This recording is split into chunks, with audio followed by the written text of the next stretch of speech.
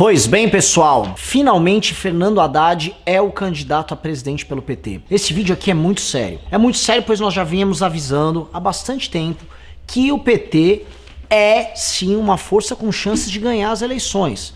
O PT tem chances, tem condições, tem estrutura para ganhar essas eleições.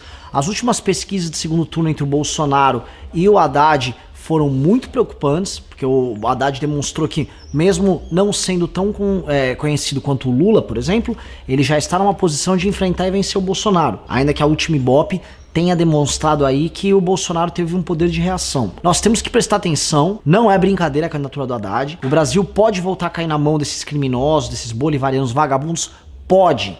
Então esse vídeo é para mostrar um pouquinho quem é o Haddad, com coisas que a mídia não comenta, né? Algumas curiosidades sobre quem é ele, e também como um alerta, para que você, especialmente você que é do Nordeste, você que é jovem no Nordeste, você tem um papel importantíssimo, que é impedir o avanço dele, como ele está imaginando que vai ser na tua região. Antes de continuar, peço para você deixar seu like, clica no sininho, se inscreve no canal, e para ajudar a gente, www.mbl.org.br/contribua. Seguinte, meus queridos amigos, né? Quem é Fernando Haddad? Né? Fernando Haddad hoje é o nome do PT para a presidência da República, porque o óbvio aconteceu, o Lula não pode ser o candidato. Então eles fizeram com aquela armação, né?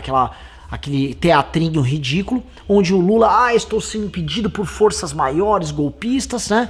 E aí isso ele ficou ganhando mídia e ativando o eleitorado, ativando o eleitorado. Ele foi muito ajudado, o Lula, óbvio, pela descrença que as pessoas estão nas instituições políticas, pelo sentimento geral de que todo político é bandido e pelo fato de que a crise econômica trazida pelo governo Dilma não foi solucionada de fato pelo governo Temer. Então esse eleitorado começa a se lembrar dos bons tempos do governo do papai Lula e aí, né, as intenções de voto do Lula começaram a subir. Haddad terá como vice a escudeira, a desista como uma garota, Manuela Dávila, né, do PCdoB, que falou que ia ser candidata, que ia fazer acontecer e basicamente será vice dele, vai ficar escudando ele, indo atrás dele. Essa é a função do PCdoB, essa é a função dela, uma função subalterna, né, uma função nem um pouco empoderada nessa relação com o Fernando Haddad.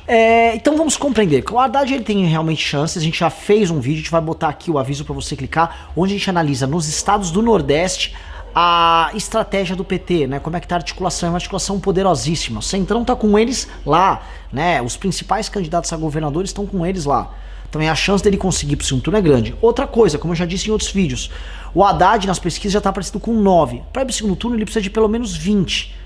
Não falta muito, e com essa articulação que ele está nesses estados, mais o voto, vamos dizer, ideológico que ele vai conseguir na região centro-sul, é bem provável que ele vá para o segundo turno. A Ibope, inclusive, demonstrou que ele está tecnicamente empatado com o Ciro. Ou seja, para passar o Ciro é coisa de alguns dias, coisa de algumas pesquisas. Agora vamos conhecer um pouco do Fernando Haddad, né? O Fernando Haddad é um jovem de família de classe média alta de São Paulo, é um típico burguês de esquerda, né? O primeiro curso que ele fez, universitário, foi na Faculdade de Direito da USP, a faculdade que eu também estudei, que a Jana Pascoal estudou, é professora, que o Michel Temer estudou, é um celeiro de grandes figuras políticas, eu estou me incluindo aqui de forma muito pretensiosa, mas teve inúmeros presidentes da República, então isso serve como um indicativo ruim, né? Acho que o curso universitário no Brasil e a faculdade que mais colocaram presidentes na República do Brasil foi da Faculdade de Direito Largo São Francisco, ali na USP. Ele foi presidente do Centro Acadêmico 11 de agosto em 1985 e a chapa dele tinha o curioso nome de Pravda, né? Então as ligações dele, assim, né, aquele ânimo soviético dele não é só a brincadeira do nome da chapa dele no centro acadêmico, não. A tese de mestrado dele, em 1992, era sobre a União Soviética, chamava O Sistema Soviético, relato de uma polêmica. Eu fui procurar umas resenhas sobre a tese ali apresentada e basicamente o Fernando Haddad tentava passar um pano falando que o que rolou na União Soviética não foi socialismo de verdade, foi um capitalismo de Estado num modelo meio asiático, né? Tinha uma burocracia aqui, ali, mas aquilo não era. Passou pano logo em 92, logo após o fim da União Soviética, para falar, olha, né, isso que desmoronou aí não foi o socialismo de verdade, na verdade o socialismo de verdade ainda vai ser construído, ainda vamos rolar. Tentando dar uma segunda chance para aquele sistema de produção absolutamente ineficaz e absolutamente cruel, que acabou com a vida de milhões de pessoas no mundo inteiro. Após isso, Fernando Haddad continuou seus estudos, virou professor, né, virou uma espécie de um intelectual orgânico ali do PT, trabalhando aqui e ali. E, dando uma acelerada no tempo, ele virou ministro da Educação no governo Lula. E aí ele foi, né, o Lula ficava divulgando ele como se fosse, assim, o homem que transformou a educação no Brasil. Não é exatamente isso que ele fez. Fernando Haddad foi um ministro da Educação medíocre. Foi um ministro que manteve a pirâmide invertida dos gastos da educação no Brasil e até agravou isso. Foi durante o mandato dele, não houve nenhuma tentativa de fazer com que dinheiro fosse investido na educação básica em detrimento da educação superior. Eles ficavam naquela ânsia de vamos inaugurar universidades federais, né, gerando mais desigualdade e atrapalhando justamente a vida dos mais pobres. Foi também durante o mandato dele, como ministro da Educação, que aconteceu os famosos escândalos de vazamento dos resultados do Enem, mostrando que eles não conseguiam nem controlar um teste, um exame. Porém, a despeito de tudo isso, o Fernando Haddad foi eleito prefeito de São Paulo, né? Mostrando que São Paulo gosta de criticar o Nordeste e tal, São Paulo vota muito mal também. São Paulo, quando quer votar mal, põe o pé na jaca, elege Tiririca, elege Fernando Haddad. E ele foi eleito prefeito de São Paulo em 2012. Fez uma prefeitura absolutamente medíocre, né? Pra quem mora em São Paulo conhece, sabe que São Paulo ficou sem prefeito durante 4 anos. O Marco Antônio Villa fazia uma crítica muito interessante. Ele pegava a agenda do Haddad, que saía ali na prefeitura, né, a agenda com todos os afazeres do prefeito. Ele chegava tarde, almoçava durante horas, era uma agenda completamente vazia. Depois até compararam a agenda dele com a agenda do Dória, que era uma agenda que o Dória começava a trabalhar 5 da manhã, 6 da manhã e ia à noite adentro, né? Dava até dó ali da capacidade de trabalho do Haddad comparada com a do Dória, né? E aí naquela época o Marco Antônio Villa sempre esculachou, deu o apelido dele de Jaiminho.